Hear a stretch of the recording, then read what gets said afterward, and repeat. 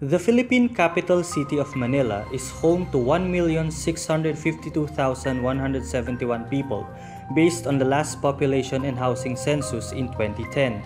Of this figure, 953,382 registered for the May 13, 2013 midterm elections, of which 694,353 actually voted. That's a turnout of 72.83%.